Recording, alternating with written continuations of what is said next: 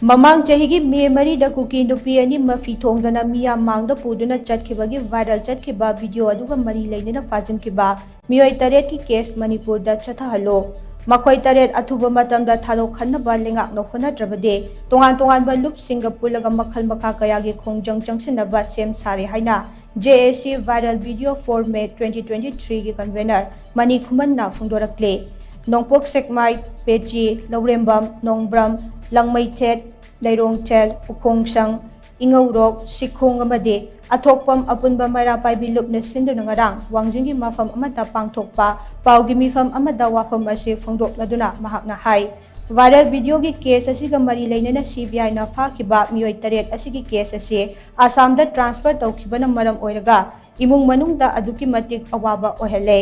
tha tara helaba fauba case asi loisindabana maram oiraga awaba kaya mayokna hale maram aduna Manipur leingak na case asi Manipur da adumak chathaba yanaba sinbada mateng pangbiyo amade bel da oirabasu makhoi taret thadok-hannaba mateng pangbiyo hairiba sing asi thabak to onthoraktrabade lamdam asigi CSO club organization amade marabai wilup singa loinana akanba khongjang changsilagani hainasu mahakna makhata phongdokhe paugi mifam aduda tongan-tonganba leikaigi marapai bilup sing amade CBI na Phajinkhiba meeyoi taret ki imung manungsu saruk yakhe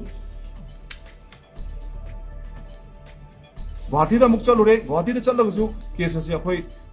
Guwahati da su akhoi lobidre Manipur High Court akhoi apply tawbusu yabidre kari no khoina tawbudobje adu government gi asengba karai da tawbudo na haibigi asengba potu ngatang akhoi da khangan biro adu akhoi case thengna jarage adu mi kun nipan sigi punsi mi kun nipan asina ha taret nipan se mangak pase sigi responsible sigi dait se kanana pugodoino masibusu government nang tang ningsing biraga khantha biraga asengba tangdang bodo micham praja ekhoi dam tang khangan biro victim family si wa bada loire Guwahati ta na akhoi na case ma thengna ba chatpad akhoi lupa kya crush towi mi kya chali masi punamak se government ang tang ningsing biro